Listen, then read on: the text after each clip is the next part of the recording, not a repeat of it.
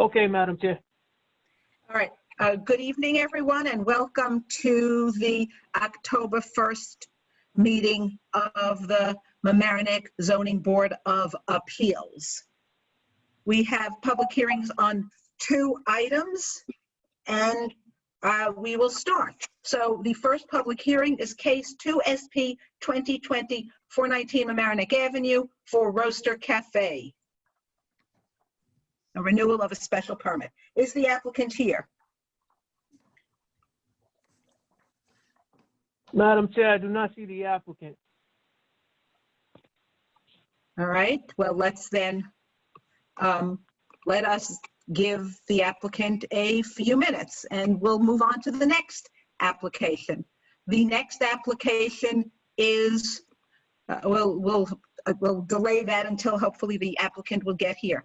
The next public hearing then is 1U 2020 100 West Boston Post Road for a use variance. At this point, is the applicant here? Madam Chair, the applicant is not present. Okay, we haven't heard from this applicant since the August meeting. He was supposed to submit certain papers, certain applications to the planning board. That has not happened. So we're just going to adjourn this public hearing until we hear from the applicant. I just want to make it clear that we had closed the application for an area variance, and I think also the special permit, and back in June or May or something, and the applicant did originally give us the right to extend so we could consider it with the use application. So we will just be extending that 60-day period until we do make a decision and discuss the use variance. So just clearing up where we are on that. Okay, so. Madam Chair, would you like staff to send the applicant a letter requesting that they appear at the next meeting? I guess what we'd like to have them either appear or let us know they're withdrawing their application. Fair enough. Staff will draft the letter. Yeah, my suggestion is that the letter say that if they don't appear at the next meeting, you will consider their application to be abandoned. Fair enough. Fair enough. Okay.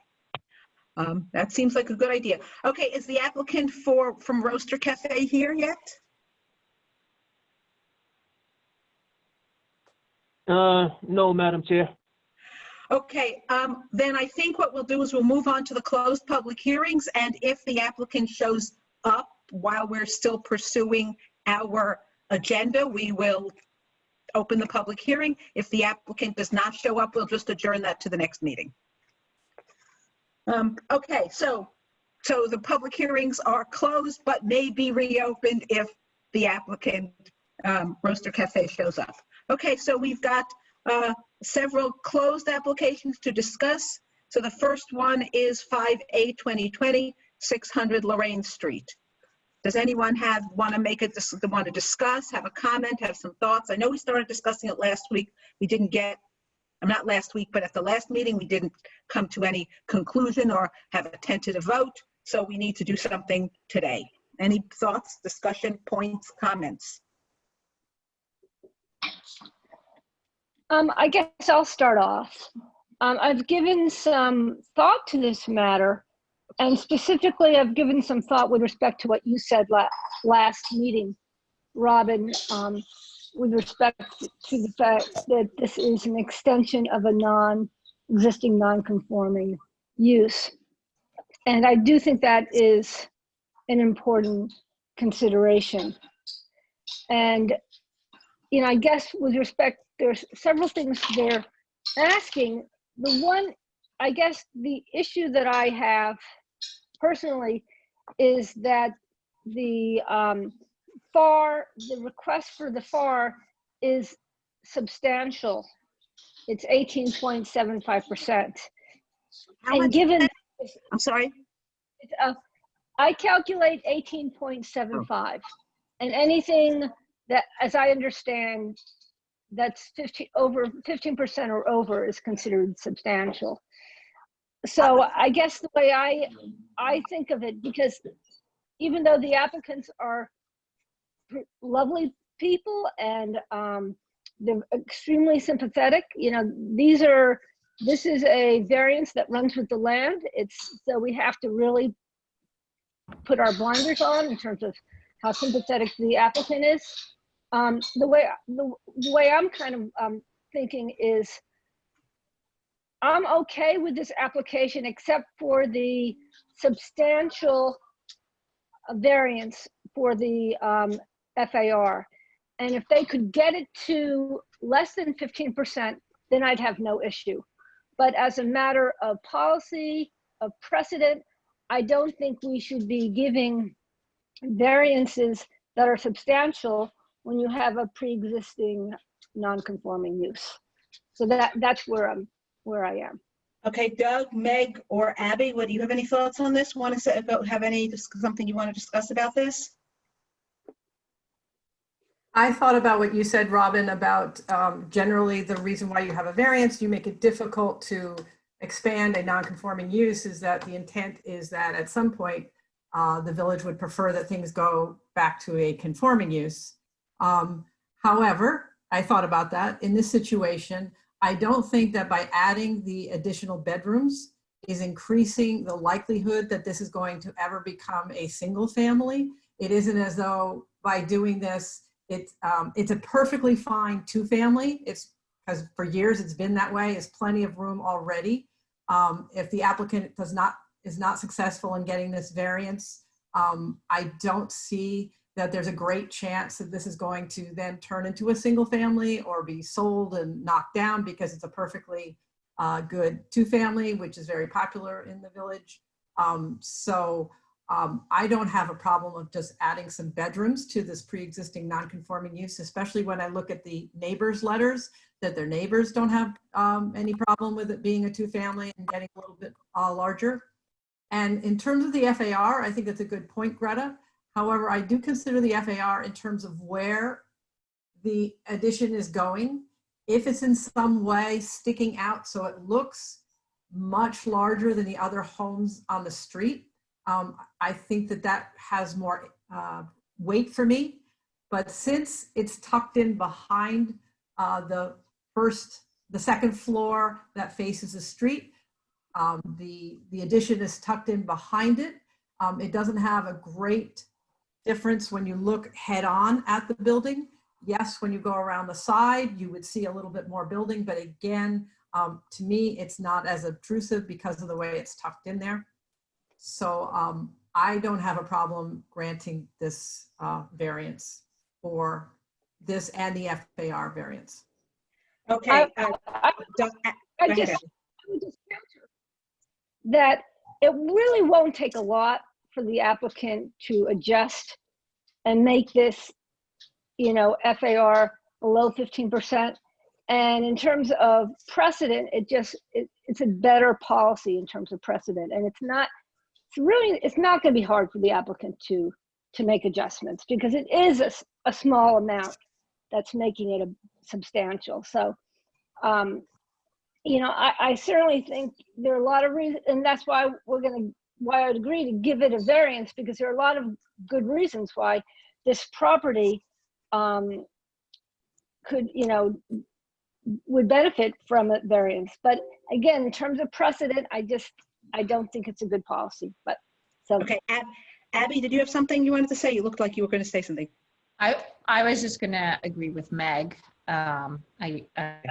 I think this is pretty reasonable given the circumstances, and it doesn't seem like this is going to turn back to a single family anytime soon. I'm also thinking about I mean, this village is chock full of non-conforming multifamilies, and I think it's just part of the neighborhood character. I wouldn't want to restrict them based on that. So. Okay, Doug. Okay, Doug, did you have any thoughts? Right now I'm straddling right on the fence. Okay. And I'll be very honest. One, yeah, the FAR is somewhat high. Two, it is tucked behind, so you won't see it unless you go around the other side. Three, I don't want to penalize a family for buying a place that they need to add additional space for them to be comfortable in.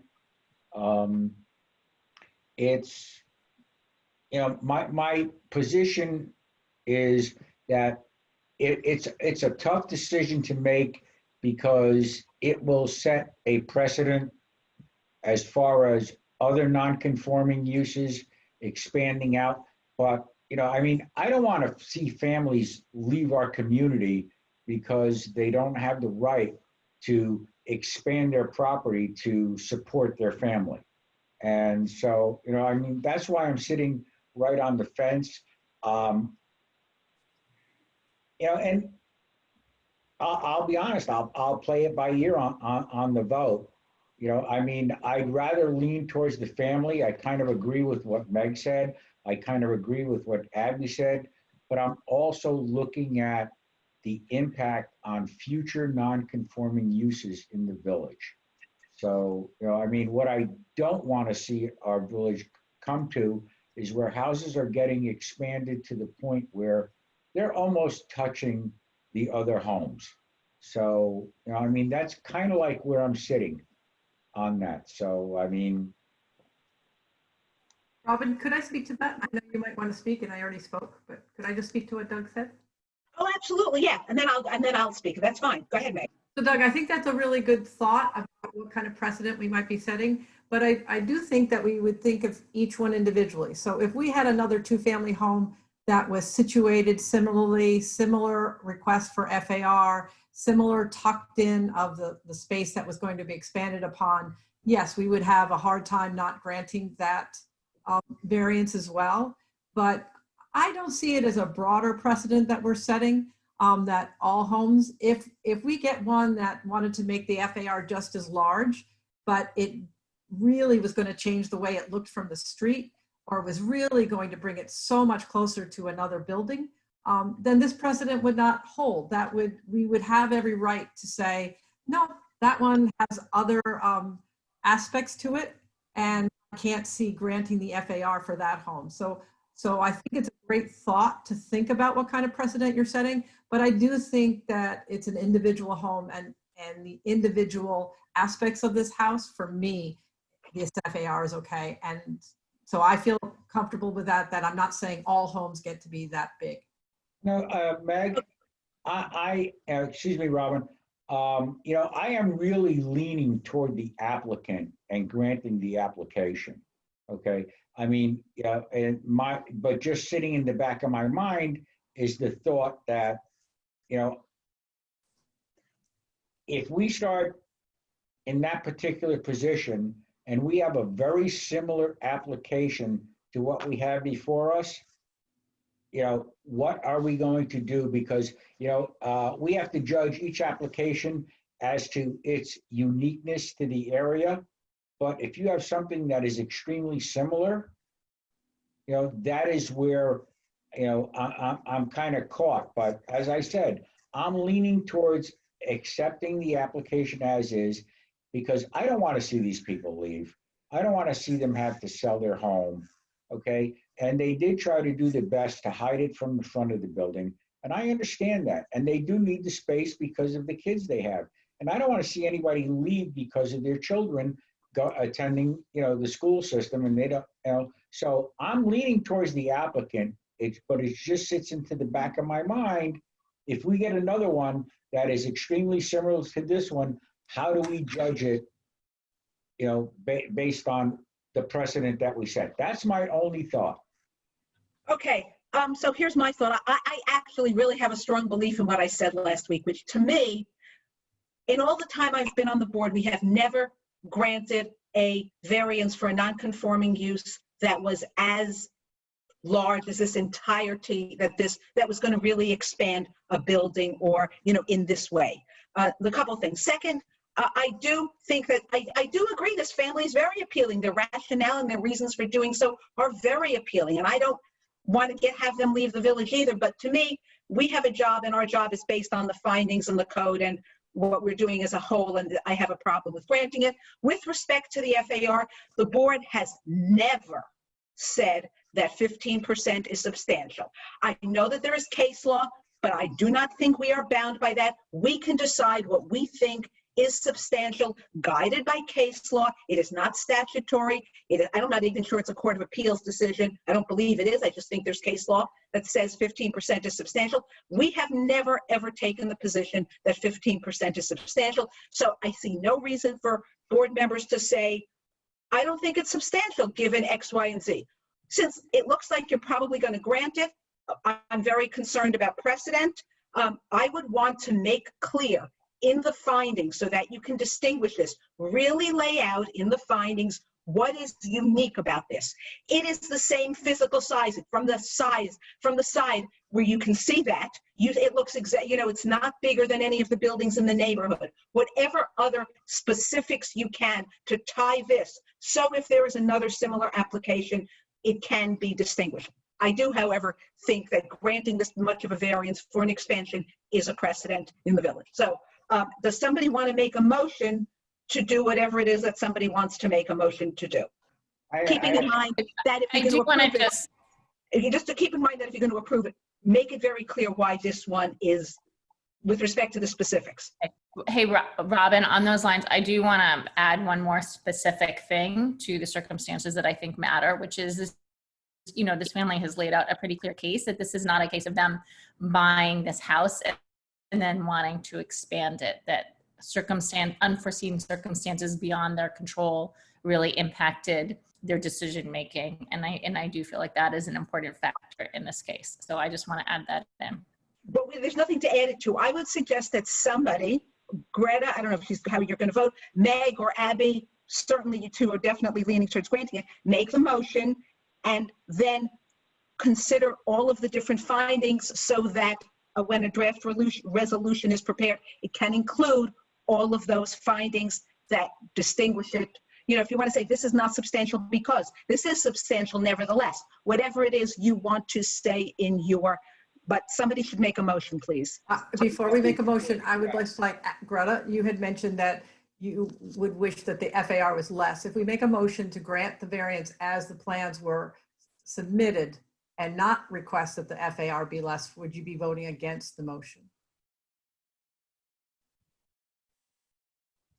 You're on mute, Greta.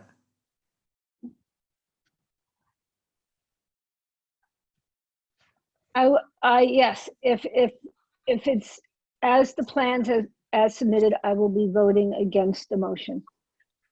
Well, I'm going to take a chance. I'm going to make a motion. Can we vote again can we make a different motion if it's struck down and make it a smaller FAR? Well, certainly if you make a motion that, remember, we're not making a motion today because Right. Okay, so my straw poll. Meg, let me finish. So what you would be doing is, we take a poll, right? Everybody's leaning toward, or not everybody, two people, or maybe Doug. Doug is going to have to come, get off the fence, I think. Yeah, Robin, I have to be honest. If I get off the fence, okay, I'm going to go that they need to reduce the FAR before I would consider saying yes. Okay, so we've got 2 yeses as is, 2 yeses with a reduction in FAR, and I'm voting no. So I think that what we need is to, so the question is, and Bob, this is a question for you, can it be approved provided they can reduce the FAR to less, or should we wait to approve it until they submit revised plans, in which case we have to reopen the hearing again? So Bob, question for you. Yeah, so I think that you can't give them a variance they don't want. So I don't think you can approve it with the condition that they reduce it. I think what you need to do is communicate, someone needs to communicate with them the discussion. And if they're willing to come in with an alternate plan, well, let me back up. If they want you to decide it on what's been presented, you decide it. But you would give them the opportunity to modify their application and continue the public hearing on that. Okay, so we have to reopen it. It was closed. So, William, if you would please contact the applicant. Tell the applicant what's going on with respect to the FAR. Ask them if they can reduce it. If they can reduce it, then we will reopen the public hearing at the next meeting. Now, because we've now delayed them longer, and they clearly, if we're going to approve it, they're going to want to get building. I would suggest that board members right now, let's assume the FAR is reduced, really just to get this moving. And I would suggest one of you, think about the findings, recite the findings that you would want to be included in such a resolution so that we can get a draft resolution. And if it turns out that they're unwilling to reduce it and that we vote no on it, we vote no on it. That's fine. But I would say you should present the findings that you would want in there, assuming the FAR is reduced, have a draft resolution so we can vote at the next meeting one way or the other. Okay, so if we are going to present findings, are this separate? Because we have the FAR and we also have the side yard and we also have the expansion of the non-conforming use. Is the findings for all of those? And we also have parking. But I thought that was already grandfathered in. It is. It's been grandfathered in, so they don't require a variance for the parking, but thank you, Doug. Right, because they're not expanding the number of units, it's just space and you don't. So Bob, do we need, they request, so let's go back to Bob. Bob, they're requesting a variance for 3 different things. We can all do that in one and just recite, or do you think we need to have separate findings for each of them? Or for the non-conforming use separate from the other 2? Which one do you think? I think you can move forward if you want on the other variances, but my suggestion is that because the FAR, they may want to change the FAR, and that may change other things. Oh, right. That I would at least give them the opportunity for a dialogue before you start ruling on various aspects of their application. That's a good point. So let's just, based on that, which is a good point, why don't we just wait till the next meeting, and assuming that they present something that we're satisfied with, or that those of you who are going to vote for it are satisfied with, and you're willing to approve it, we can then think about your findings between this meeting and the next meeting, so that in all cases like that, you can approve it. We can hopefully then maybe we can approve it at the next meeting. All right? So Should we vote to reopen? Well, if the applicant doesn't want to change what they've submitted, then we don't need to vote to reopen. I don't think, because let's assume the applicant doesn't, well, you know what? Let's vote to reopen anyway. And then at the next meeting, we will give them the chance to either speak and say, we don't want to do anything and here's why. Because maybe they're going to want to say that. So maybe we should reopen, and at the next meeting, they can either say, yes, we don't want to do anything, and here's why, to make more argument as to why they think they shouldn't need to reduce the FAR, if that's how they feel, or 2, what they're willing to do with new plans. So let's reopen today for the next meeting. I have a question. Why don't we wait to see what they say and then make a determination as to whether we want to reopen it next meeting for them to speak? Only because what if they say no? Then we just close the public hearing next meeting and we're done. But they may, even if they don't want to amend their application, given what they've heard today, they may very well want to come in and explain to us why they think that the 18% is really, under these circumstances, whatever these circumstances are, not a big deal. Okay. Rather than, I don't know, I mean, I don't care either way. I don't care either way. I don't care either way, whichever way the rest of the board want to do. We can reopen it today for the next one, or we could just wait. But wait, I just want to ask Bob, here's another question. If we don't reopen it until next week, can it go on the agenda under public hearings, or do we have to do something different? Well, no, it would go back, it would remain on the agenda under your closed public hearings unless you open it. Right, but if we, this is my concern. If we don't reopen it till next week, and I'm sorry, next meeting, and it wasn't in the agenda as a public hearing, is that a problem? Which is why I was thinking we might want to reopen it this week so it's ready and on the agenda for public hearing next week. If that's not a problem, then we can wait till next meeting to do that. Yeah, I don't think that's a problem. As long as it's carried on your agenda, it's still a live application. If you want to open the hearing, reopen the hearing to hear more from the applicant or someone who's opposed to the applicant, that's within your discretion as a board. And we can do that even though it's not on the agenda ahead of time. As long as it remains on the agenda as an item, not necessarily as a public hearing, it's still a live application that you're carrying from meeting to meeting. Fine. So then we don't need to reopen it until the next meeting. But I think you should communicate with the applicant, or William should communicate with the applicant and let them know that this is going to be the issue and they should be here. I mean, I assume no one's here from the applicant tonight. No, the applicant is on. Oh, the applicant is on, so we could reopen the public hearing today. Board members, do you want to reopen the public hearing today? I'll make That the makes motion. sense, and we could hear from the Well, applicant. let's see if everyone does. Yes, okay, you want to make the motion, Doug, to reopen? I make a motion, we reopen. Is there a second? I second. Okay, Doug, yes, Meg, yeah, Meg, Yes. Greta, Yes. Abby, Yes. I'm happy to reopen the public hearing as well. So I said yes for you, Doug, but I guess you should formally say yes. So we reopen the public hearing? Doug? Yes. Okay, so the public hearing, why don't we, okay, well then, we are reopening the public hearing right now on application 5820 600 Lorraine Street. If the applicant is here and would like to speak to either say they will consider it, say they won't consider it, or whatever else they want to say about their application, please go ahead. Good evening. How you doing?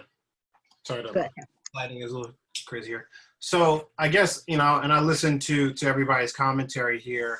I guess what I was unclear on is what percentage would be acceptable for the FAR? 15% is what Greta was referring to. 15%. So if your FAR was 15% or 14.9, right, 15%, you're okay with 15%, Greta and Doug? Or does it have to be under 15%? Go ahead, Remember, Greta. we've never said, the board has never said that 15% is substantial. Never come down with that. We have never Yeah, said a that precedent. may be true, but when I it's case law, and that's good enough for me. I understand Regardless that. of, I'm not arguing with you. I just wanted to say that. So, okay. are you, great, so getting back to my question, Greta and Doug, are you saying 15% or does it have to be under 15%? I just want to know so that Mr. Taylor knows. I Yeah, think it should be, it's under it should be under, honestly. Yeah, I think that's right. Okay, so Mr. Taylor, there's your answer, under 15%. So 14.9%, for example, as long as your FAR increase was only 14.9% FAR is what they're saying, or something like that. Mhm. Okay. So obviously I'm going to have to have the conversation with the architect and see what those plans might look like. The reason why 18%, and we weren't trying to shoot for a number as far as percentage is concerned, it's just for ease of construction, just putting the current construction on top of that part of the house, just go up and put a roof on top of it. So that's where you ended up with the number of 18% based on the size of that back part of the house. So now you're talking about trying to pull in, I don't know what it ends up being, 100 square feet somewhere, and changing the roof line in the back, or whatever it is, in order to try to do that. Again, I got to speak to the architect, and then again, price wise, how much does that increase the cost to reduce the size of the addition? So Right. So, okay, anybody else want to ask him, Mr. Taylor, something, or say something to him before we adjourn the public hearing to the next meeting?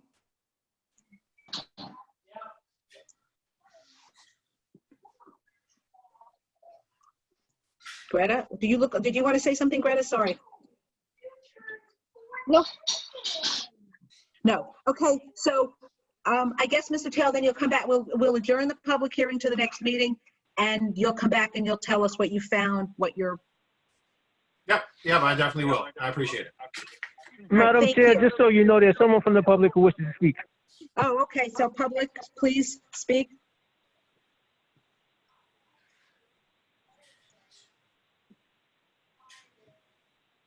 Yes. I wish you the best, Mr. Taylor. I hope this board that is sitting on the fence, if Mr. Taylor comes in and unfortunately the making the adjustment to the size of the variance is prohibitive, might once again look at what the original application is. Thank you. Thanks, Thank man. you.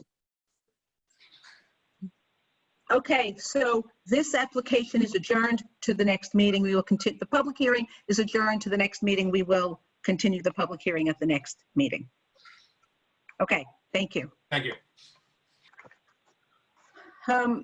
Next application, next closed application is 37 SP 2018, One Station Plaza, renewal of the provision in the special permit to allow for outdoor seating. Thoughts, discussion, anybody? Board members?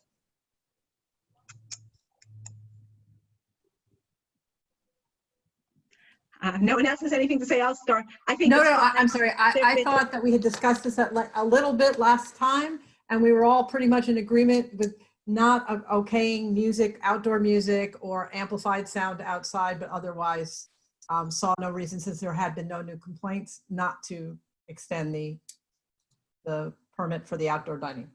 Wait, we want, did you say not extend the permit for the outdoor dining? No, to extend, no, extend.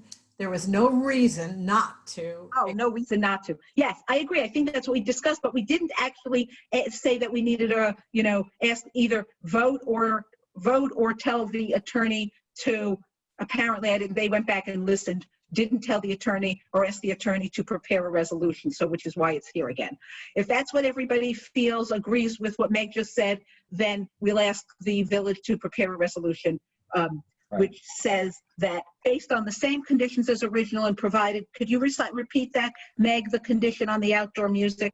We had it in there before. No, they had requested it. That was not in the permit. So the same restrictions on music and the amplified sound should stay within, but that's already what's written in the one that we had okayed last. It's not making any changes at all to the last special permit. Right. Okay, so that's what we. Just to be clear, it's the same, all the same conditions as the last permit. Right, it's not the permit itself. The permit is still in effect. It was that there was a provision in the permit that the outdoor seating was only for a limited amount of time because we didn't know what it would be like. Since nobody's complained and it's apparently worked okay, we would just renew that provision in the permit, however that works. Yeah, there is the non-music provision in there. Yep. Okay, as long as that's in there, I don't have an issue. Okay, so that was simple. The next one is, the next application is 11 SP 2020, 308 Mamaroneck Avenue for Barkila Inc. for a restaurant. I also thought we discussed this at the last meeting. But did we vote? Do we need to vote on this? We didn't vote. We didn't even ask for a draft resolution. We just discussed it a little bit. Yeah, I thought we just supposed to have So should we vote on it now? We could vote on this one now if you want.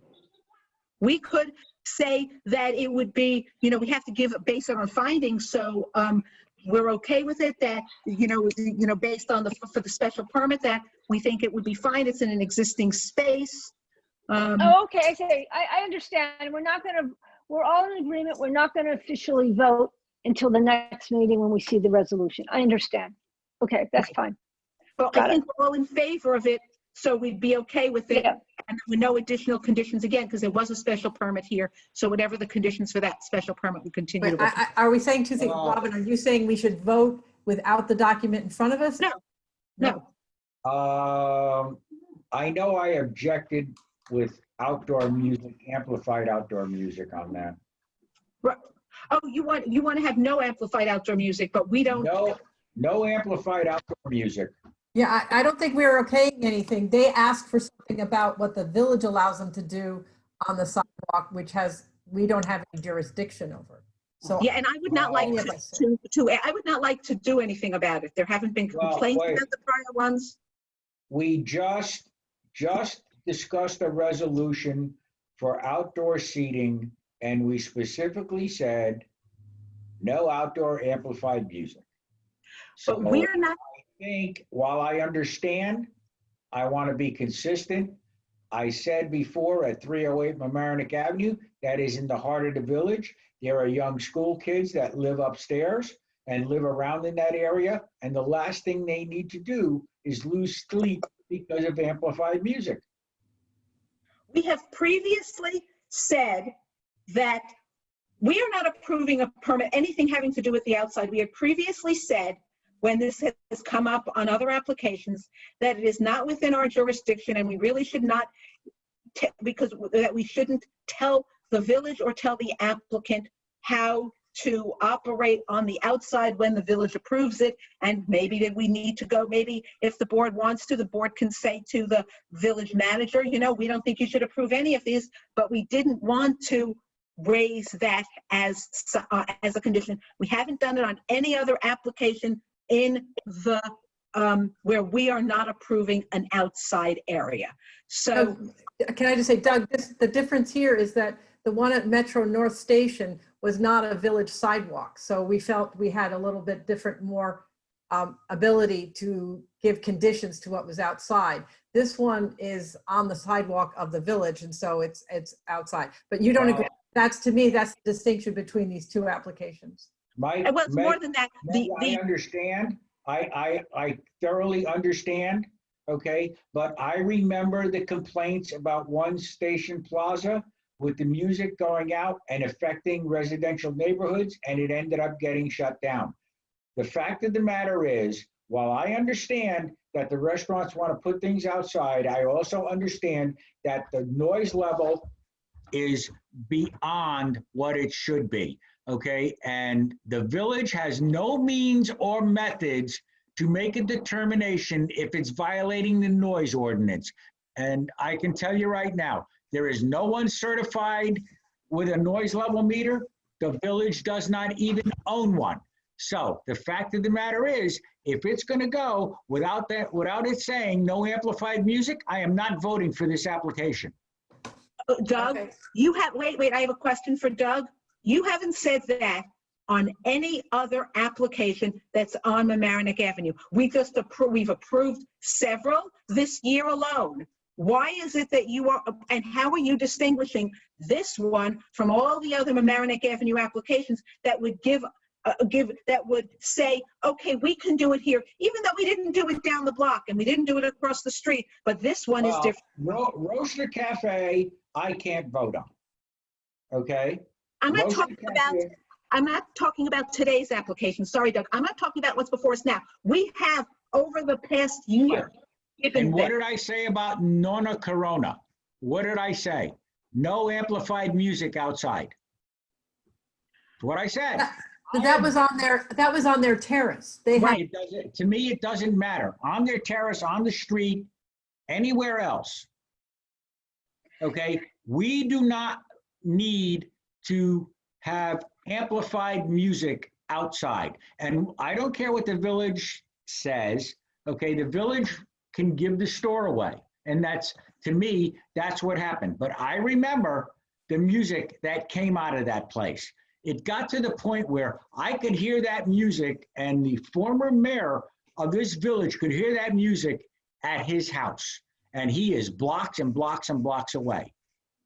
Seriously, I think somewhere along the line, whether the village is going to do it or we have to do it as a zoning board, we need to keep this village the friendly village and the quiet village. We don't need to return to where we were way back when. I've been in this village from when I was a teenager. As a matter of fact, I used to come to this village. Why? Because music can blast all over the place and nobody did anything about it. And then all of a sudden they cleaned it up. I got married here. I've lived here. I've been here for a long, long, long, long time. Okay. it was nice and quiet until somebody turned around and said, we're going to allow amplified music going on in the village. And the quietness disappeared. I'm concerned with the residents who live on that avenue who have to tolerate amplified music, and this village does not even have a means to enforce the noise ordinance because they do not have a noise meter and they don't have anyone certified to do it. This is my problem. Okay, so what my big concern here is. Looked at, Go ahead, Meg. we looked at the special permit that for the past tenants. It talked about how small the music band had to be, that it had to be acoustic, and we had asked the applicant it was okay if we said that you had to close doors and windows when you were playing music at 10 p.m. and they had agreed to that. So that would be a condition. That was indoor, Meg. That was I understand, indoor. Doug, I understand.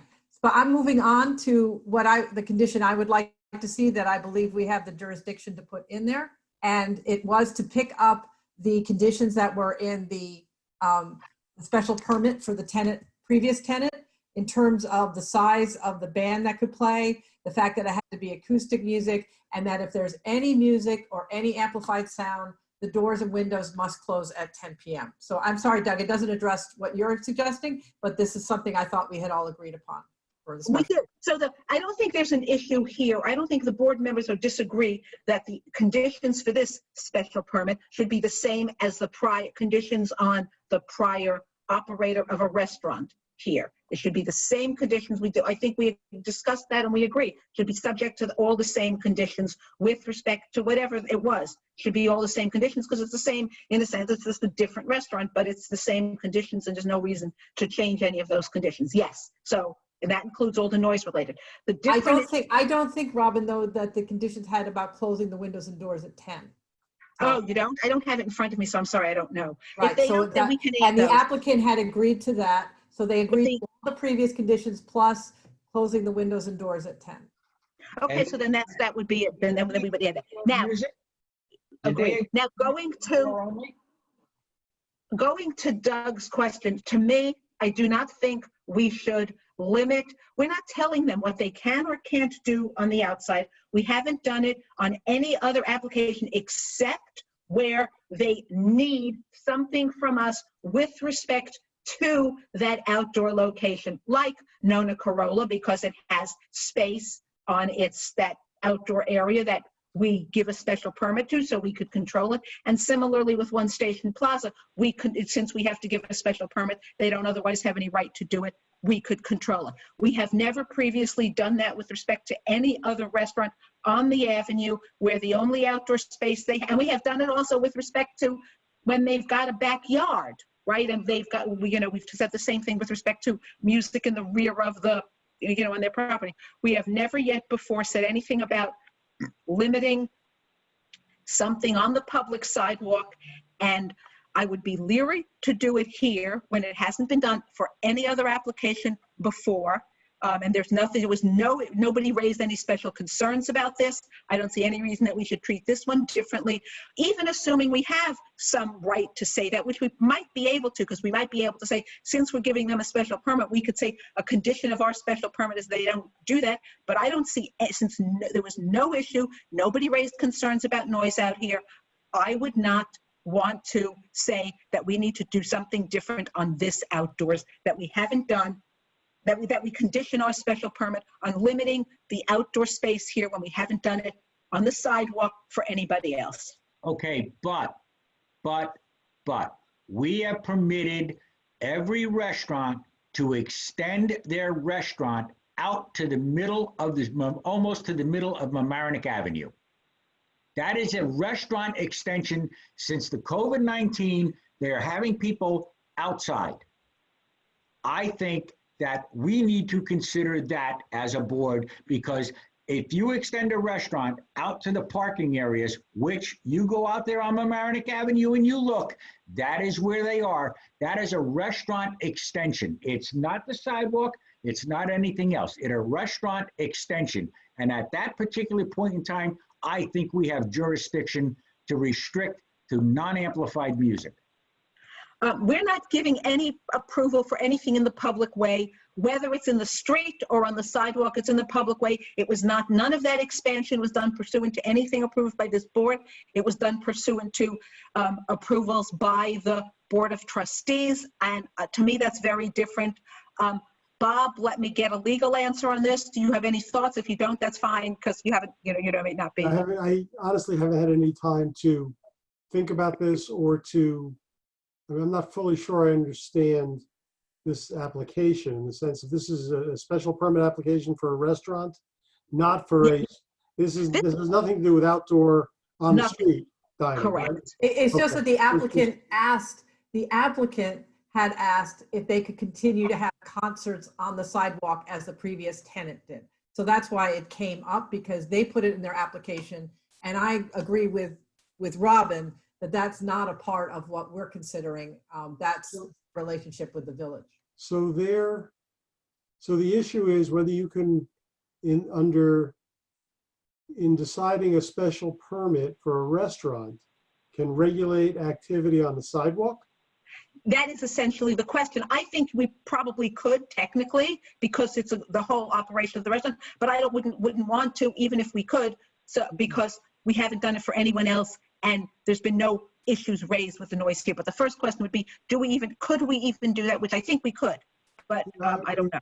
It's not something I can answer off the top of my head, but my inclination is that you can't, that the village board decides what's permissible and what's not on the public sidewalks. It's not a function of the special permit that you're granting, but I can come back next month with an answer for you. Robert, the application put in a request for it, for us to view in their special permit. So if they put the request in for us to view it, we have the right to put restrictions on it. Well, respectfully, Doug, I disagree with that. Well, if they asked you, if they said in their application that they'd like to, that they'd like to have dancing on the street, what they're doing. it doesn't give you jurisdiction over the street, what happens on the street, I don't think. Okay, but we have a law on the books that cannot be enforced. Well, that's a policy issue that you may wish to raise with the Board of Trustees, Okay, but I'm agree. Regardless of anything, Nona Corolla, whether it be on their patio or external to their patio, the music is outdoor. This is the same, outdoor. As far as I'm concerned, it doesn't matter whether it's on a private patio or it's on a public street. It is out of doors. Remember the issues we had with Molly Spillane and the regatta. Well, as I said, it's not something I can give you a definitive answer on tonight, but I'm inclined to think that your jurisdiction is limited to the property, not the public street. Where does the property extend to? How far out does the deed to the property extend to? Does it extend out? As far as I know, it extends well beyond the face of the building. No. I don't Really? I don't know, but I They doubt don't it. own it. The city, the village owns the public sidewalk. The property owner doesn't own the public sidewalk. The village owns the public side. The property owner is responsible for cleaning it. That's not the same thing. That's a function All of the right, well, code. I can tell you what. I already know my position, so you guys can make a determination on what you guys want to do with it. I already know how I'm voting on this application. Okay, for the rest of us, I would think as we discussed already, approve it, subject to all the same conditions that were in the prior application, with the addition of the close their windows and doors at 10 o'clock. And Agree. If they're playing music or have any Right. amplified sound. Well, I thought we want no amplified sound inside at all. Oh, no amplified music. I mean, they can have non-amplified. Yes, you're right. Amplified sound. They have records and radio on. Correct. I'm sorry. You are Or correct. karaoke or Yeah, whatever. a speech person or something. Right. Exactly. No, you're right. So is that okay? Does that what most the rest of you agree with? Yes. Yep. Okay. So that's what we would want, a resolution that says that we will we will vote on it at the next meeting when we have the resolution. Same conditions as last time. With the addition of the one Meg mentioned about closing their doors and windows at 10 o'clock if they are having any amplified, any music, period, even if they have Any none. music or Any music. any amplified sound, any acoustic music or any amplification of any sound. Okay. Great. I have a problem. The problem is you're telling them, if you have it inside, you got to shut the windows. But if you have it outside, you can do whatever the heck you want. I don't think we're telling them anything. We're telling them what we're giving the special permit. The village is telling them something else. If the village, if this is an issue for the village, then that's something that, and if we want to raise it, that's up, we could, or you can raise it, Doug. But I think that's something for the trustees and or the village manager to consider when they're granting whatever they're granting. Okay, next applicant, next. Madam Chair, application if you'd is, like to go back to 419 Mamaroneck Avenue, the applicant is what? the Roaster Cafe. Yes. Okay, so let us open the public hearing for 2 SP 2020 419 Mamaroneck Avenue. Applicant?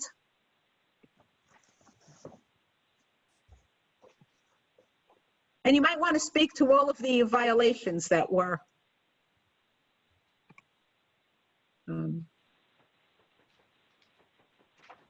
Hello there. Good evening. Hello? Hello, we hear Yeah. you.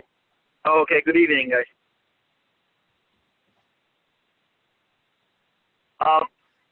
Can you guys hear me?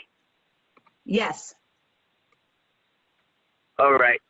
All right. So I was I'm here for 419 Mamaroneck Ave, and Could you identify we all- yourself, please? Can you identify name, please? We need to know. okay. I'm representing myself under Mamaroneck Coffee Roaster at 419 Mamaroneck Avenue. And your name is? Mike. Sorry. Mike Aries. Okay, thank you. Yep. So I was on the last meeting agenda, and it got postponed for a renewal on a special permit. So I was told to get back on today's meeting.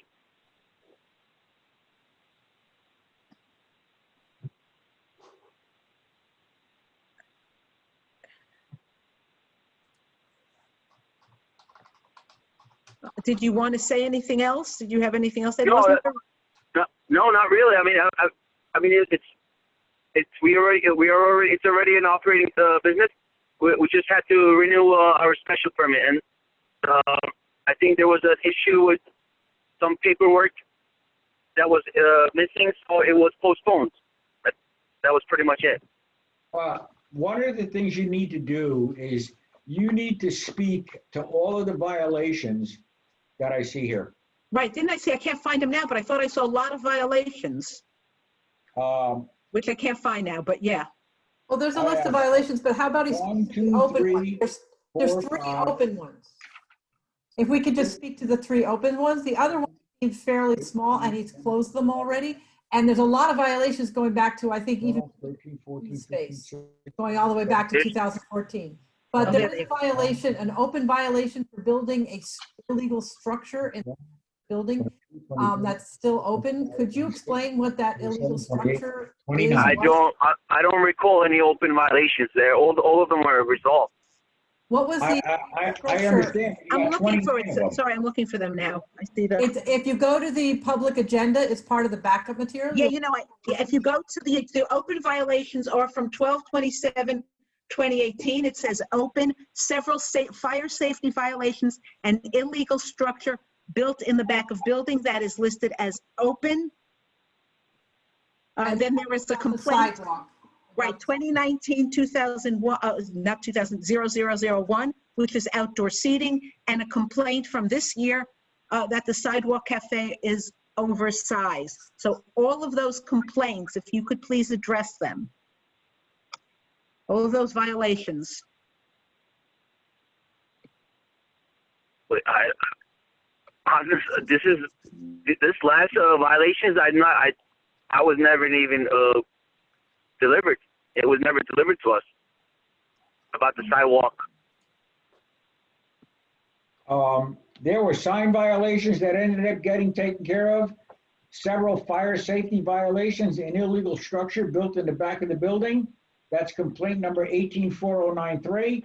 You're sitting there with an open violation on complaint on outdoor seating and an open violation sitting there with sidewalk cafe being oversized. That's 2019-0001 and You have the ability to go 20-0068. You have the But ability there's a to go total of online to the agenda to look at these violations? I was going to ask the applicant if he could look.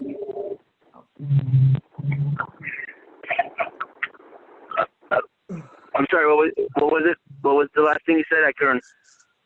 Dick, can you look, can you please go onto the online, because you can find it on the Novus, link on the village website, these complaints. They're at pages 16 and 15 of the big agenda and attachments for this meeting. If you search for Village of Mamaroneck agendas, you will. Would I be able to access them on the phone? Because I'm on the phone with you guys.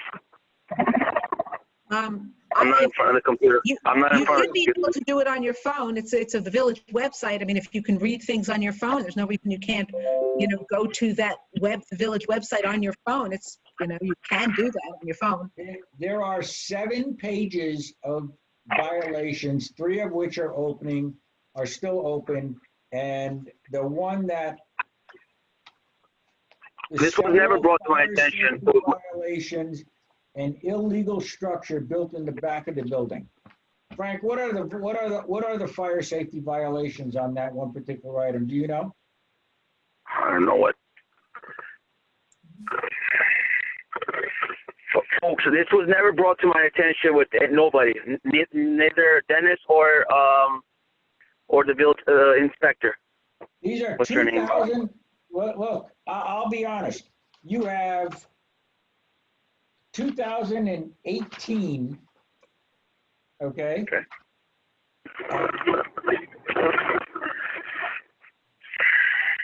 So, the issue comes out, you got 3 outstanding violations.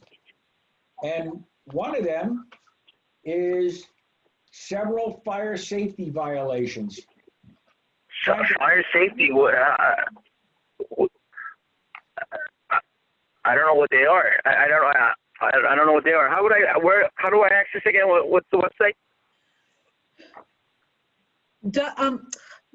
William, can you tell him specifically what the website would be that he would go to? Yes, I'll email it to you right now. Yeah, but they had to be served with these violations, Frank. The ones that I'm familiar with are the oversized sidewalk cafe and the outdoor seating. I wasn't aware of the fire safety issues inside. Usually Sean would go out and check those out. Yeah, this was never brought to my attention or from Sean or from the building inspector Dennis. And this wasn't even discussed the last meeting. We didn't have the violations at the last meeting, I don't think. I mean, you got one here that's 2 months old. I'm sorry, it's a little over. 6/20/2020, and it says sidewalk cafe is oversized and it's wide open. How does it oversize, sir? I don't understand. I'm doing what it was given to me. Dennis, can you call in? Dennis, can you unmute yourself? I'm confused here.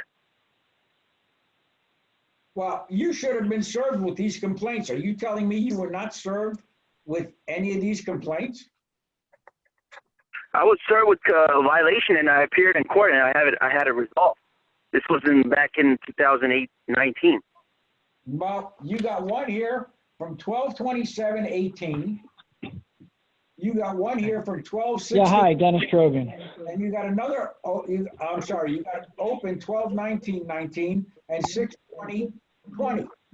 Okay, Dennis, stop. Dennis, there are 3 violations. Yeah, I'm with you.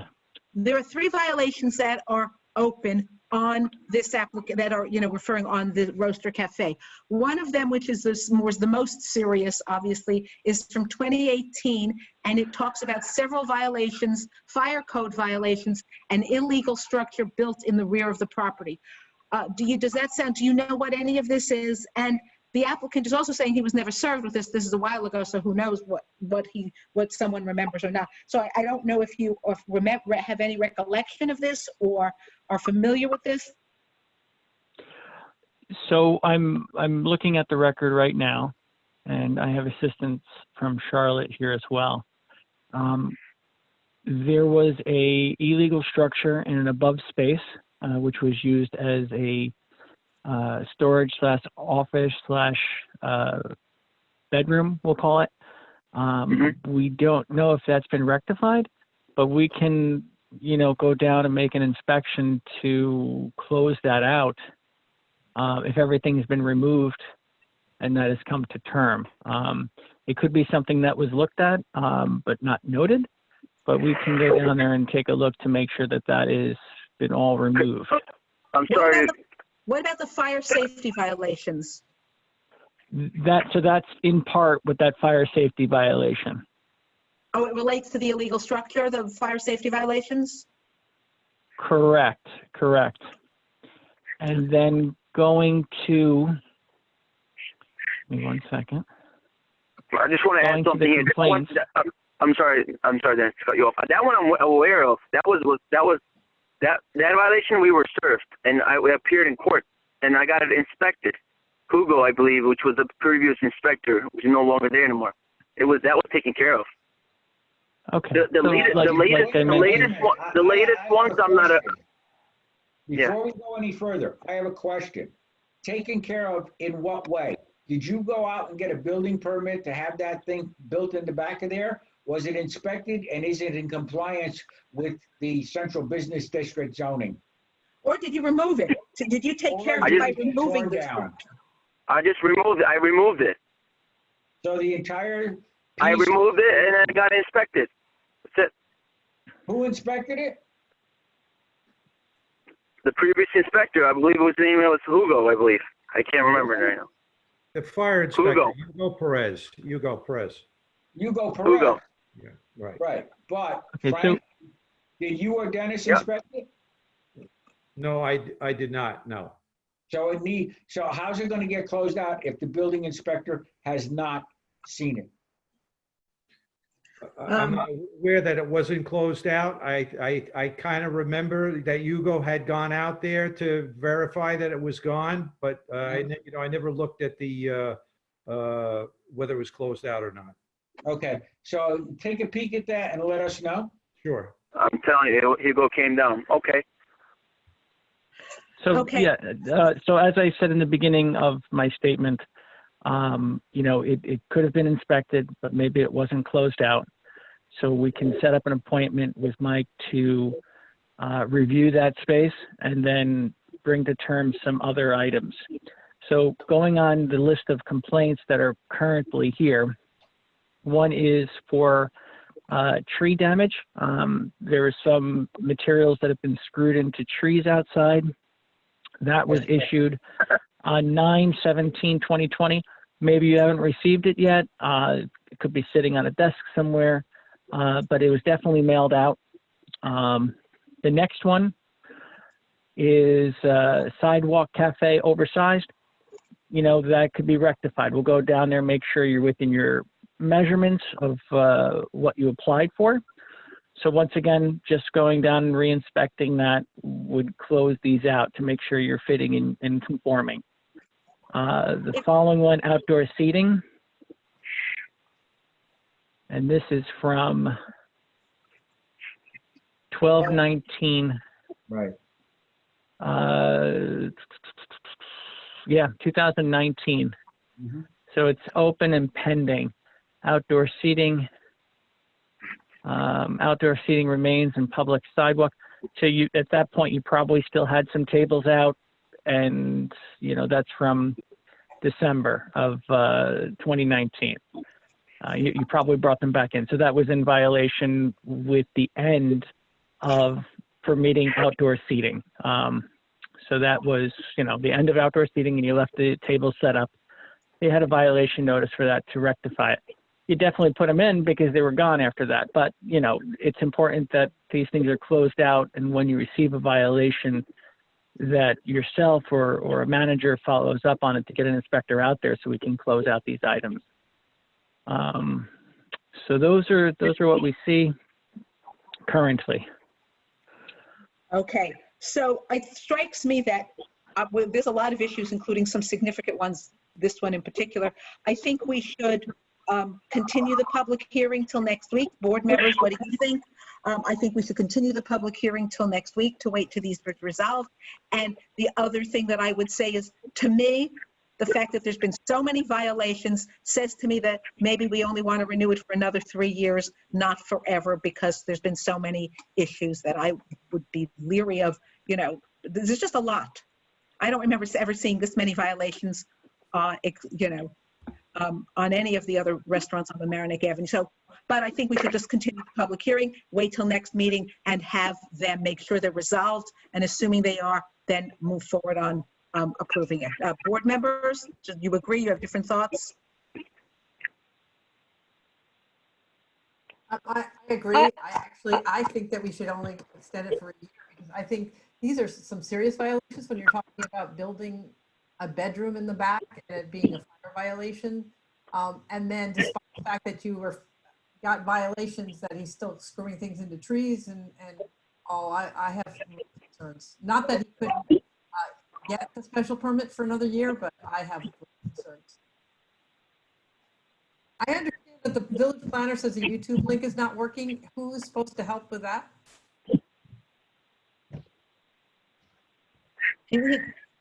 Did you, Village, Will, did you contact, can you call LMCTV or email them rather than just this? Can you please get in touch with them through some other mechanism than the chat? Yeah. I didn't realize it. I thought it wasn't, but I have to recuse myself in any vote on this. Okay. That's fine. But Madam Chair, I'm in the process of emailing them now. Okay, so hopefully we'll resolve that quickly. Going back to, so I think that let's just adjourn this and go on from there. Is that okay? So Abby and Greta, Meg is okay with that? Abby and Greta, are you okay with that? Yeah, Yes. Okay, so we will be, so please take care of all of these violations. Submit what material or what, get the necessary paperwork completed to actually close out these applications, and then we will continue the discussion. Assuming that's all done, we'll then be able to close the hearing at the next public hearing and then proceed to a vote. All right? Yep, no problem. Okay, so this was a closed public hearing. Oh no, this was an open public hearing. Okay, so we're going to adjourn the public hearing on this as well. Okay, going back from the public hearings to the closed application, we just did Barkila, so the only application we have yet to discuss is case 2 I-2020 131 Highview Street, Doreen Roney and Dimitri Nessen's complaint about or appeal of the building permit. Thoughts, discussion, comments, board members?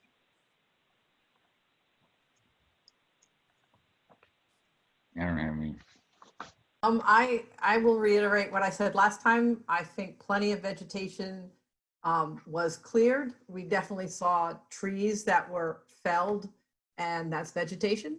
I also saw the Google Street Maps picture, which was full of bushes, live bushes, and they're no longer there. It's all cleared. It is a giant rock that seems to be chipped away. I don't know how much farther they got on it.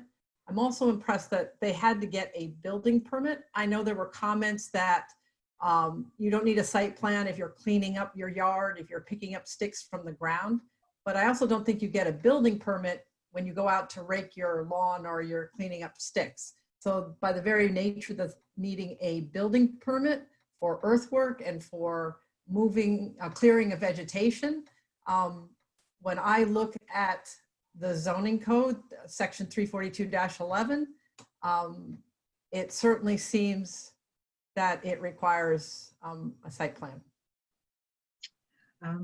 Anybody I'm sorry, else? 342-75. I'm so sorry, 342-75. C, any proposed clearing of vegetation or earthwork on a property of this size involving, it will require a site plan. All right, anybody else on the board have any other thoughts? I agree with Meg. I mean, the Google pics are pretty clear. And I do too. Fully agree. Yeah, I'm not sure I fully agree, but generally I agree because I do think there seems to be a lot more work done that would come under the definitions in the village code that would require site plan approval. Doug, did you want to say anything? No, I'm good. Okay, so why don't I'm we sorry, have- Robin, I'm sorry. The applicant also discussed the subdivision. So I think that it needs a site plan, but I think that the subdivision approval definitely comes into play if another building or house is being planned. So I certainly hope that the applicant is going to be very clear in what their ultimate plans are for this space and are not segmenting one action, which is to clear the property and then later plans to build a home. That I hope that the planning board will be able to understand the absolute extent to what are the plans for this property. And so then if a house is being built, we'll take the right review of how that subdivision approval works. All right, segmentation, the use of that term, that's a secret issue. I don't know that segmentation is mentioned. Right, what I meant was is that they're going to then build a structure on it, but it's a single family home, so maybe it's a type, it doesn't need seeker because you're building a home, but if you're connecting it with also reducing the slope and changing rocks and things, that it may have an effect on seeker. It's not for us to determine. I just think that splitting up an exercise into two pieces can have an impact on seeker. Yeah, I wouldn't want to say anything about secret. I don't know. We don't know what's there. I think a bigger issue would be what we would hate for them to do is avoid the need of a site plan by doing a certain amount of work now, whereas if they were going for a subdivision, they would absolutely need the site plan approval, but by doing certain work ahead of time, they avoid the need for site plan, try to avoid the need for site plan approval, which is what concerned me. I also saw on the survey that there's a shed, and I think sheds are accessory uses. Can you have a shed on a property when you don't have a principal use that it's for? I just wondered, I just saw a shed and or that it was built as part of this exercise to put things in for this exercise of clearing. I hadn't raised that before. I think that, and this would be a question for Frank, during tree removal, let's just assume for a minute that all of this was done within what would be normal maintenance of the property and removal. Let's just take it at that, right? Assuming that they only did what was allowed without site plan approval, would they have been allowed to put up some kind of a shed, temporary shed or something like that when there was no other use of the property in connection with such removal?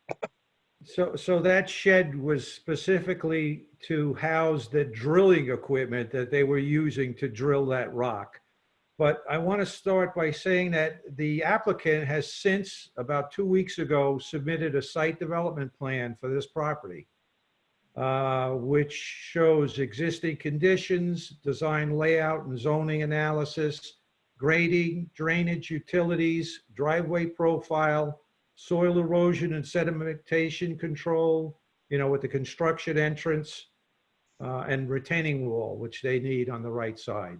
So he has submitted, the application's not complete because we're waiting for another piece of information on their zoning, but they have submitted a site development plan. And it has the size of the house. It doesn't have elevations in the specific house, but it has the size, the cul-de-sacs, where they're located, the driveway, profiles, everything, contours on the lot. So is the action that they're taking now been... They got a building permit to do certain work on their property. Yes, yes. Given that they have now submitted a site development plan, so two questions. One, having done whatever it was they did under the building permit, did they change or in any way kind of prejudge, by doing what they did already, did they remove something from the application that they would have otherwise had to comply with? And two, did they complete everything that they said they were going to do under that building permit? So they're about, I would say, 85% done of going through that rock. They haven't done anything extra. Their entrance to that lot, it was through that rock. And that's what they took the permit for. And the driveway is, you know, it's going to be like a 15% grade, which is a relatively easy contour to go up a driveway to get to a house. But no, they didn't do anything over and above what they That's not what I asked. That's not what I asked. What I asked is in other words, if they had come in with a site development plan originally, right? So that you knew what was happening originally and didn't get this building permit first. Right. Is there something else that would the review of the site development plan have been different? In other words, did they have an easier application for a site development plan? Did they somehow have an easier project? Did they do something? You know, they already did phase one, so we no longer have to worry about this piece because it's done. So therefore, our application is easier, the review is easier, whatever it is. Did that in any way, can they now say, oh, well, we don't have a rock, so our slope is only 15%. Had we still had the rock, our slope would have been 25%. I don't know what the number would be, but that's my question. My question is, having done this work independently of anything else, did they did that end up having an effect on the review under the site development plan? No, none whatsoever. They had to get through that rock. That lot has relatively easy contours other than that gigantic rock that was in their way. So the permit was to get through that rock. They would have had to have done it anyway, even if they started with a site development plan. They would have still had to do a construction entrance. They could have chipped that rock with a hammer, you know, with heavy equipment, blasted the rock if they wanted to go that route. They decided to go this route, which was tough, but they got through it. They're almost through. They're like 80%. So they're continuing on to continue to do the work that they got the building permit for, even though they need a site plan?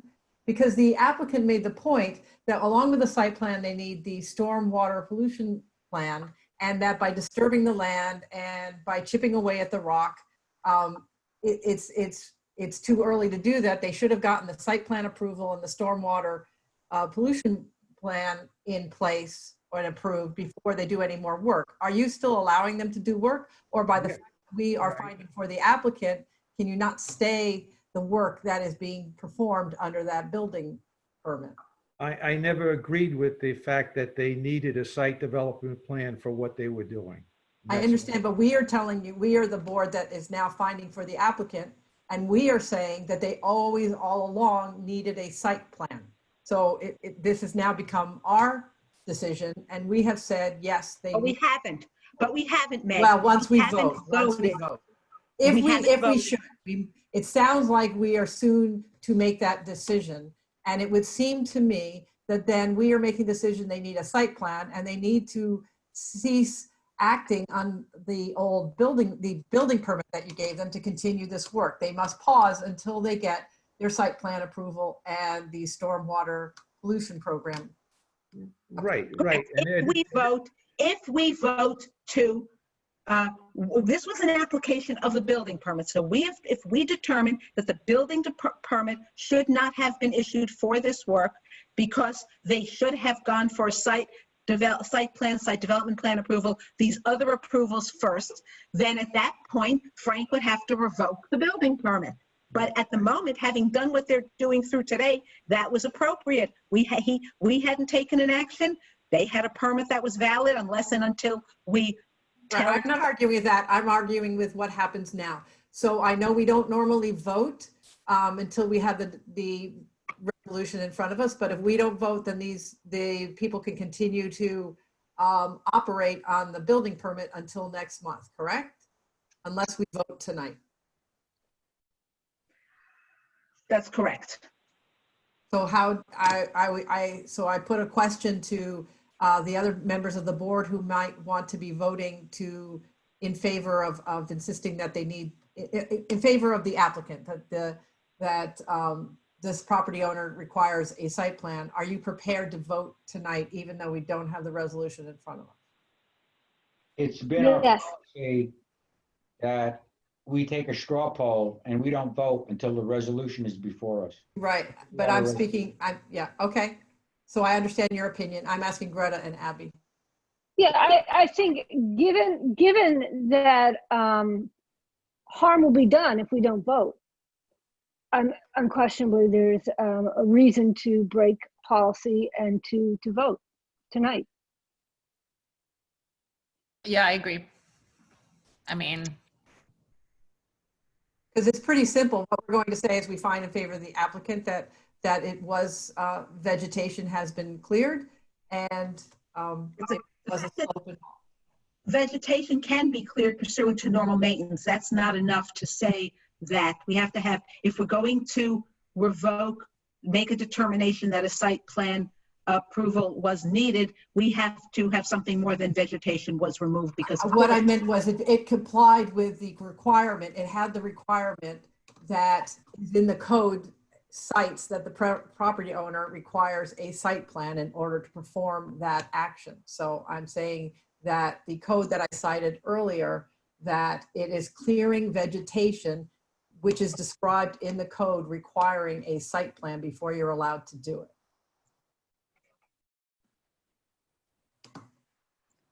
I'm saying basically that's the summary. Does it say, does it say it has to have site plan approval, or does it say he has to submit a site plan? site development plan approval by the planning board shall be required in all districts for, and the relevant section here is C, any proposed clearing of vegetation or earthwork on any property, half acre or larger, or any land involving 25% or more of the site. So that would be the basis for determining that what they did was clearing vegetation in excess of what would be considered normal maintenance, that the property is more than a half acre, and that they were doing this work on more than 25% of the site. That would be the basis for... I don't think that they need both? It was either a half acre or 25% of the site, I thought. I thought it was. Yes. Well, if we could do both, it is either, but if we could do both, it would be great. But if we can only do one, we can only do one. So, yeah, you're right. It is either. So I'm ready to make a motion, if that's okay, at this point. With that finding, I make a motion that we find in favor of the applicant on this appeal of the building department's decision. I second it.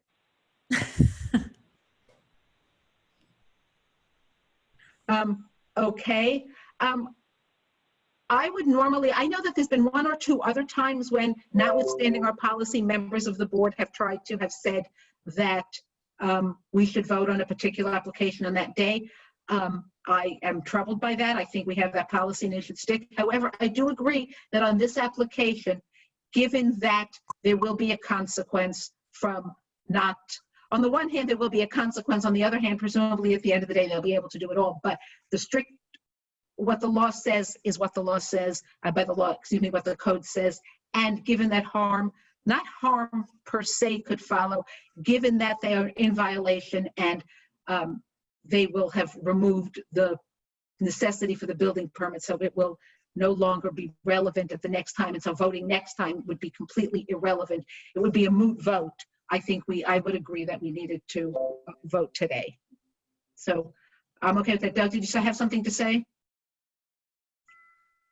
I don't think we should break our precedent. We always took a straw poll and we always waited for the resolution. That is the only objection I have. Okay, because that has been our policy and I think we should stick to it. I would say we should stick to it, except in a case like this where not acting would render any decision moot. And I think it's worthless to have an application that we would render moot. So I would be okay with voting today. Okay, but they have like what? 15% of the rock to take out of there? And Yes. we're gonna, okay. I mean, we're either going to approve the applicant today or deny the applicant. I'm just saying in terms of what we could theoretically do. But if we don't act today, then our ability to approve the application would be completely moot. And I think where we can act and prevent it from being moot, I would agree that we should act today. So I'm okay with that. Anybody else have anything to say before we vote on this? Madam Chairman, can I just clarify that your vote, in addition to finding that the building permit was erroneously issued without site plan approval, is to direct the building inspector to revoke the building permit immediately? Correct. And the basis for that would be that section that that we believe that the vegetation removal was in excess of normal maintenance and pursuant to, sorry, I can't get my and pursuant to 342-75C, that the clearing of vegetation was in excess of normal maintenance, and the property is larger than a half acre, and therefore pursuant to 342-75C, they were required to get site development plan approval. Right, Meg, that was your motion? Right. Plus, I don't know if we want to add about the stormwater, which is the next paragraph down, I believe, in that. I think this is enough. What's the next paragraph down just says a stormwater pollution prevention plan, but they're not up to, they didn't apply for that. They didn't get anything approved for that. So I'm not sure why we would want to say anything about it. Okay, I'm happy with what you had, what was your finding there? So. Okay, well, let's vote on it. Abby. Yes. Greta. Yes. Meg. Yes. Doug. I would vote yes, but we're going against our precedents and the way we handle applications. So I am going to abstain. Okay, and I vote yes as well. So we have approved this application, and then we're done. Okay, we have completed all of our applications that were before us today. The next item on the agenda is the letter to the Board of Trustees. The Planning Board sent us a draft letter. I have some comments on it. I will start with my comments, which is... I'm sorry, I thought we were going to discuss this in a work session and we never did.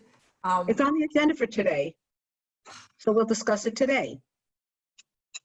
Okay, I am not prepared. I thought we were going to have another work session when the last one got canceled.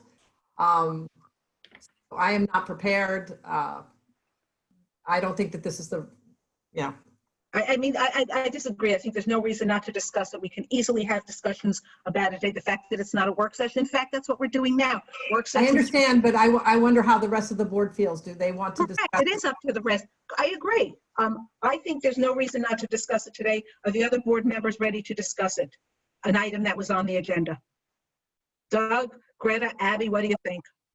I'm not in a position to discuss it today because I thought we were going to have another work session. I agree with Meg.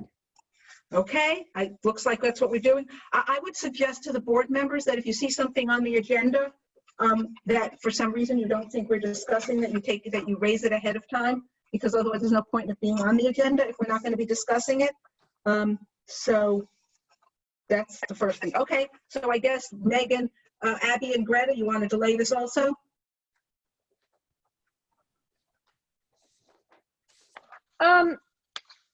Yes. Fine. Okay, so we'll delay that. How about the amendments? Madam Chair, before you move on, if the board would just like to, I guess, figure out what the next work session date will be? I thought you sent us some dates, and I thought we discussed the 22nd. I thought the 22nd. So the Thursday, the 22nd, October 22nd. Does that work for everybody? Yeah, 29 is not good for us, Robin, if we're going to be in that work session. The 22nd is good for me. Greta and Abby, I think Abby said it was okay, so Greta? I'm trying to see what I had said. I didn't, yeah, I don't know if you said that. Would this work session be for an hour the way the other work session was for an hour? Are we going to have a time limit? This work session will be to go over your November agenda. As well as to do this letter and anything else Right. we decide to discuss at the work session. Right. I have a question on another topic. But let's get this date, hang on, Doug. Let's get the All date right. set, and then we can move on to your next topic. We need it, Greta? Okay. Yeah, I mean, the 22nd was my least favorite choice, but I'm willing to do it. Okay, so then the next work session will be on, thanks, Greta. The next work session will be on October 22nd. Okay. Will, just a thought on some of these. Maybe you could would you mind just sending us calendar invites for them? Just going forward, maybe that will be just easier for us. Just a thought. Will, if you could do that? I can do that once the date is set. The 22nd is set. Okay. And the other thing is, if we're going to be in virtual, we're going to have our meetings at 7. Well, we had said that work session we'd begin at 7. I'm okay for virtual time, moving all the meetings up to 7, if that's what you're asking, Doug. Yes. Of Greta, Abby, Meg, what are your thoughts? I don't know I mean, if we weren't in virtual, I would need it to stay at 7:30 since we are in virtual mode these days. In other words, since we're not all back in our offices, I'm okay with moving it to 7. Abby, Greta, Meg, what are your thoughts? 7 is fine for me while we're virtual. Right, Greta and Abby. Abby, you're the one with little kids, so that's probably the most likely to be affected. I don't know if it's good or bad, but this way. Yeah, I know. I'm debating that in my head right now. I'm like, on the one hand, it's going to get in the way of giving them dinner. On the other hand, if that means an earlier night for me, that's probably better. So, You okay with 7? I'll go with 7. Greta? Okay, that's fine. Okay, so for as long as we are. That's work session and meetings? Yes, be everything, yes. So from now on, just to announce to the public, while we are meeting virtually before work has returned to normal, let's hope it's very soon, we will have all of our meetings, whether work sessions or your monthly meetings at 7, beginning at 7 p.m. Okay. Okay, next item, amendments to the village code related to fees charged in lieu of dedicating Parkland. Did anybody look at this? Did anybody think about this? I honestly just took a quick glance, but I don't really think that I don't have a problem with it. I have no comment I would make on that. I don't have a comment either. This was very short, but Right. I want to make a comment about this one and when we're getting the other laws. Is it possible to get a red line copy so that we can see what the difference is and we don't have to go back into what was published before and try to figure out what's changing? This one seemed pretty clear and it's pretty short, this one about the fees, but some of the other ones we get, it's hard. Agreed. So William, is this something that you could do in the future when we have applications that you could do take each section that's being proposed to be amended and presenting the prior? Yeah, just so you know, all of the village. I'm wondering if that's really a staff function, or is that something that should be done, if that's a request to the board, to the village board? I thought the Board of Trustees, when they're working on something, actually has a copy of a red line copy. So All of the local laws are prepared as sort of a red line copy, right? All of the changes are shown as deletions. All the deletions are shown as stricken, and all of the additions are shown as bold. Now, I don't know That if would be you- great. We just don't see that. That would be terrific to get that. Yeah, I mean, I don't know So why if that's the you're not case, then- getting it that way. So if that's the case, then your request from the zoning board to the village board of trustees should ask the village board to provide that copy. Right, agreed. Right, can you Okay. answer that, Will? Yeah, the reason you don't see it here is because, I think because these are just added sections. They're not, we don't reproduce the entire chapter. We just, I'm not so sure that those aren't kind of integrated with some other chapters as well. yeah. It's both. I think there's fees about the it's Parkland also- already, and then they integrated it with the information about the affordable housing unit. It's both. It's a little bit both. For example, it says section 24030 of the Village of Code is amended as follows, and we just have the new language. It doesn't say what is existing and what is new language. It only shows us the after the amendment has been done. So for those sections, I think it would be good. That would be great. Thank you. Okay, so does anybody have any comment? I have none. Meg had none. I don't think Doug had any. Greta or Abby, do you have any comments that you want to make on that one in particular, which is the fee in lieu of Parkland dedication? And if not, then we won't. No. Was that Greta? So Abby, did you have anything? No, I mean, just a general thought on these. If there was some way to get like a background statement or just some kind of information on like what is the objective of this law, that would be helpful when reviewing it to see if I thought it met the objective. I think that if the code, I think that would be for the trustees. If the trustees, when they are considering this, had a statement of purpose, that we should get that as well. Yes. Thanks, Robin. Okay, so when we, William, the board has no comment on the code change related to fees in lieu of dedicating Parkland. Now let us go to the bigger one, which is the setbacks from water bodies. I have some language concerns. I think there's some real language things we need to fix. But does anyone have before we go to specifics of language, does I got this too late to be able to read and review, so I have not been able to look at it. I don't think we got it until yesterday or the day before. No, we had the local law before yesterday. We just didn't have the village planner's comments until yesterday, but the proposed local law came, I'd have to go look, but it didn't, it came way before yesterday. Perhaps it did. I'm sorry then that I did not see. Actually, well, mine didn't have any attachments until yesterday. Okay,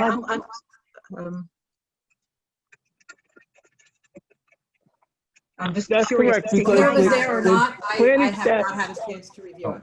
Go to mommy. Go ahead. Lulu, go. I'm sorry, I thought I did see it before yesterday. Maybe I didn't.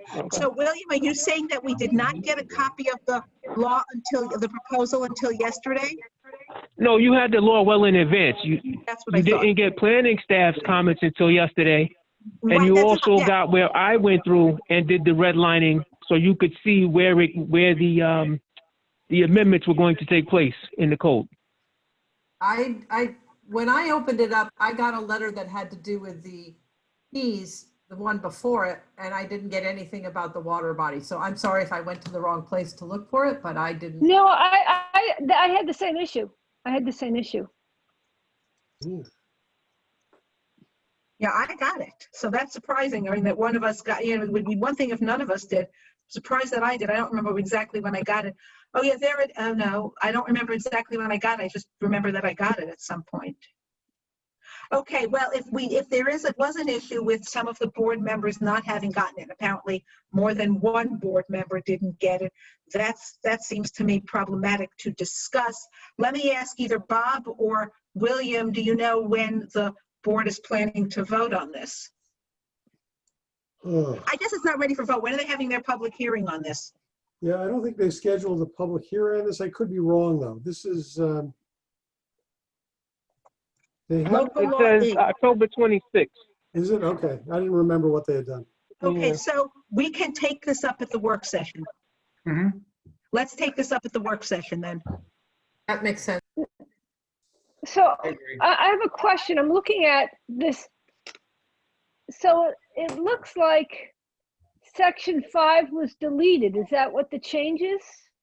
Wait. That's the red No, line there's change? lots of, that was just one piece of it. The red line is not complete. There are many Okay. changes to the. Okay, I'm clicking it on now and I see that. Okay. Okay, That was just one got of it. them. Okay, Okay. now it's saying, I clicked on it and says, can't reach this page. So, okay, Okay, that's okay. After the meeting, if board members, if you cannot open the attachments, please let William know so he can resend them. okay. We don't need to discuss it now at the meeting, and we will put that on the agenda for the work session.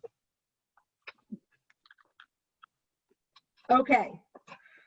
Now we have the minutes. I had previously sent quite a while ago my edits On the to agenda has the tree law still, Robin, on the agenda I'm looking at. Has another law, the Yeah. tree law. No, Yeah. It's on the agenda. But I thought we talked about that last time. I don't have No, I don't have an agenda that has my agenda does not have tree law on Okay, it. I'm opening up the one that's publicly noticed. That's what I usually go to. It has the tree law. Okay, well, Yeah. it's an error. It's not. We did discuss it last time, and there is nothing to discuss now. We did discuss it last Well, time. Madam Okay, Chair, if I may, wait. what happened was you did discuss it at your last board meeting. The board had made your suggestions. Planning staff wrote the suggestions, sent them to you as chair, and then you will put them on the agenda for the full board to discuss, because you had some corrections. So They're the not on question the is, do you want to deal agenda with it that I now or the have. work session? They're not on the agenda that I have, so I think they may be on the public agenda. They're not on my agenda. I guess Okay. we'll add that to the work session too. Okay. Okay, now I have some I did look at the tree law and I do have additional comments. Should I just send them to Will? And then he can include them in the comment letters? And then we If can the look at it. problem is, he can't do that. Just because you have some comments, if the rest of the board, I'm not saying we do, Greta, I don't mean to imply that we disagree with you, but it could be that you have comments that more than, that a couple of people on the board don't agree with. So it's not as simple as you send these comments because you want to make these comments. If it's going to be a letter from the board, it has to be approved by the board. So it's no different than a resolution. So I think if you have comments to the tree letter, we're going to discuss it at the work session, and at the work session, you can add your comments, and if we're okay with it, adding them to the draft letter that William prepared, we will add them at that point, and then he can send it out. Would it be expedient if I, just to get things done as soon as possible, if I gave the comments to Will, he put them in, he said, Greta, Greta's comments, so then we can just read them and check it off and make it more, quicker. No, I don't agree. I don't think that's right. I don't think we should each be sending comments for Will and Will to include them all, and then we vote on them. If you want to write them, if you want to write them formally so that it's in a sentence, he doesn't have to come up with language. The best way to do it would be for you to actually prepare the written language that you would like the letter to include. And then at the meeting, we can discuss them. And if we all want to add them to the letter, they're already written, he can just add them. Okay. I think the point that if we have comments and we could distribute the comments, not discuss them, but distribute the comments so we all had a chance to look at them before we get to the meeting, it would speed things up. And so I don't know why we're waiting until somebody makes a verbal comment and then we have to wait and see what it would look like. That's not what the question that came up, Meg. That's not what was said. I understand. I'm making a suggestion now. Regardless of anything that was just said, I am suggesting if people have comments that there would be some way to distribute them to everybody, to not then discuss, but just that they have them in front of them so that we're prepared to discuss them. And if maybe we had never thought of that, and we could each think of that, and then we'll be faster at cutting through this. And maybe even have the text to say, here's the letter. I don't have a problem with, if that's okay, if there's no issue with, I guess the way to do it would be for you to, but the problem is that we get too many emails as it is. So if you want to do that, then we need to have a date certain by which you either have to send your comments or you don't send your comments, and we discuss it at the meeting. Because just like we don't like getting piecemeal from the applicants, I don't want to start getting, Meg sends me comments tomorrow, Greta sends them on Tuesday, Abby sends them Thursday, I send them Friday, Doug sends them. Okay, okay, we understand have how them all you at feel. once. How does So- everybody else feel? so- Greta and Abby, how do Excuse you me. guys feel? Excuse me. That is so in my role as chair, that is what I am going to do. I am going to say that if everybody wants to have them sent first so that we can all peruse them, then we will pick a date. You have to have your comments into Will by that date, and then he will take all those comments that you have sent to him with language, and he will circulate those comments. Abby said X, Meg said Y, Greta said Z, Doug said A, and then we will have all of the different proposals in front of us. So when we discuss it at the work session, you have them all before you. There is no requirement that you do that. If you want to, you can, or we can just discuss it at the work session. So I would say the work session is October 22nd. Everything should be sent at least a week before October 22nd. So if you want it to be distributed to the board members before October 22nd, you have to send it to Will by whatever the Thursday before October 22nd is. And he's not going to edit it. He's just going to take Abby's suggested language, Doug's suggested language, if there is any, Meg's suggested language, Greta's suggested language, and circulate, and my suggested language, and circulate that to the board members.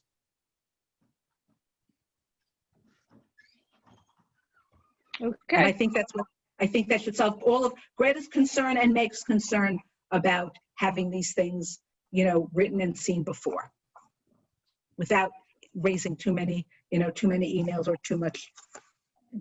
Not to overload October 22nd, but we kept talking about definitions and consistency and clear and concise so that we don't run into the issues we ran into with the application. I know I wrote something up to send you guys. That's strictly my opinion as far as definitions are concerned. We have a draft letter that the village planner prepared. Are you talking about that draft letter? We just discussed that we would discuss that on, because some people said they hadn't seen it, so we're going to take that up at the work session. Is that what you're talking about? I modified that entire draft letter and asked William to issue it to all of you. Okay? William, did you send them copies? Yes, I got the copy, Doug. I got it.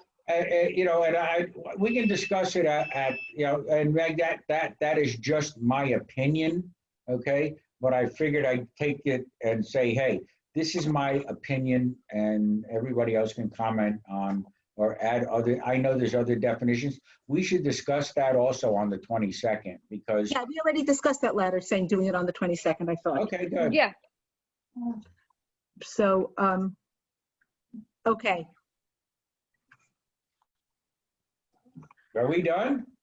I don't know, I was discussing the minutes, so let me go back to the minutes, which is where I was when we kind of went off that. So we have 4 sets of minutes. I had sent my comments to, which were edits. I mean, they weren't comments, they were edits, corrections, and others back in, I don't know, June. And I think some others of you, some of you said you had no comments, and some of you said, I think Greta might have said she had a comment. I don't recall anyone else saying they had a comment. If you have any edits, right, that's all we're doing is editing because it's not correct. There were errors in the minutes. If you have corrections to be sent to the minutes, please send them to William so that he can include corrections, not changes, just corrections, right? Okay. Meg said, it said Meg moved. No, Meg didn't move. Greta made the motion, or it's Abby. Abby recused herself. No, Abby didn't. That's a correction. So as I said, I sent these to my comments months ago when we discussed it. Those of you, if you have any edits, that's all we read, because it's all, the minutes are what was there. If there are any edits, you have any corrections, let me call it corrections, please send them to William so he can incorporate them. He can then incorporate them and we can then approve them. And when you incorporate any more comments, William, please do it in a red line or track changes so that we can all review it as edited and we can approve them. because we got to get these minutes done. No, I agree. And I know you're really busy, Will, and Betty Ann's has left, and you're really carrying everything. It would be great, just for memory's sake, that if the next set of minutes you do are for today, because then at least you can we can remember better. Do people agree with that? It's If we keep doing that, April we'll never 2nd get is to these. I'm sorry, I didn't mean to interrupt. Finish, Greta. Go ahead, sorry. No, I mean, it's just that April 2nd was what, 5 months ago? It's hard to remember precisely unless you're going to re-listen to the entire meeting again. Yeah, Oh, I'm sorry, I missed it. What was your request? He wants to do the minutes of this meeting because we remember it before we do, let's say, May, June, July, August, or September. And my problem with that, Greta, is if we keep doing that, we're never going to get these old minutes done. I think we just need to have maybe a session where we do. Well, let me ask the simple question. William, are there minutes, draft minutes from May, June, July, August, and September? I have to get back to you on that. Okay. So I'd be concerned with doing it because I think at that point we'll just lose the older ones. So it would be nice to get them all up to speed, but it would be better in the future if we could have minutes sooner rather than months later. Now, I know you're getting a new planner is starting on Monday, so hopefully when William is not alone in his job and there is someone else doing it, we will be able to get some of this done sooner and some of the workload taken off him. But anyway, that's my view of it. I would rather not start with current meetings, as much as I agree with you, Greta, that we don't remember these old things. They have to get done anyway. So let's just kind of get them done. I thought that Betty Ann had done at least the May meeting because I vaguely remember seeing May minutes at some point, but I'm not 100% certain, and I don't know if there were any other minutes done. Again, I'd have to double check and get back to the board. All right, so. I have just one other request. In terms of resolutions, I understand that resolutions are sent to the chair, and then the chair looks at them, and then they're sent to us. If you could send the draft resolutions to the entire board, that would be easier for us, so we'd have more time to review it and read it, and not have just not have just a few days to look at it. That's a different question. We can't. Draft resolutions go to me because the last few resolutions in part have had lots of actual errors. I'm not talking substance. I'm talking about real factual and errors. And so I'm still going to do that first. I think the question would be, can we get the resolutions a lot sooner? Would be really the question. Rather than getting the resolutions, I don't get the resolution maybe till a week before the meeting. And then if I have edits and it's got to be edited, you are right, Greg, you're not getting it to too late. I think you need to get there's no reason that we can't have that there can't be a draft of the resolutions within 2 weeks of the meeting, so that I would review it and then you'd all have it at least a week to 2 weeks before the next meeting. That's fine.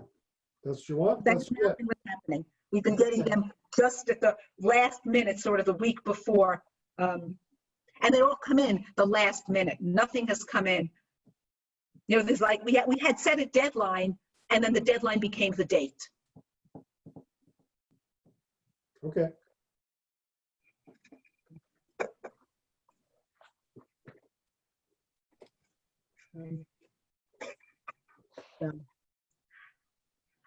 Anybody else have anything? Otherwise, I think we're done with what's on the agenda.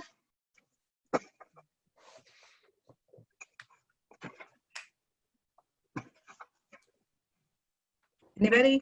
Does somebody want to make a motion to close? Oh, sorry. Absolutely. Wait, it's only 9:30. We have 2 hours to go, 2.5. What are we going to do for 2.5 hours? Watch the Jets or the Giants, whoever's playing, or enjoy an evening. I gave up watching all sporting events. They get paid too much money and a bunch of whiners. So, So do we have a motion on the I floor? second. Yeah, I second. okay. Doug, Absolutely. Abby, Yeah. Greta, Yes. Meg. Yes. I vote yes as well. This meeting is adjourned. Okay, good night. Good night, Bye-bye. everybody. Thank you. Good night. Good night.